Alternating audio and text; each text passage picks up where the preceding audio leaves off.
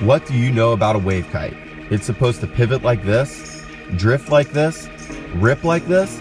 It's supposed to turn from here, from even here. Dare we say the difference is clear. Bridle tangling fear, not here. It's short and compact, better for the hack. Responds in an instant, and the power is constant. This kite is on it. The canopy is gridded, so your kite doesn't get shredded. Aggressively down the line, turning right on time, or on a dime, this wave kite is mine.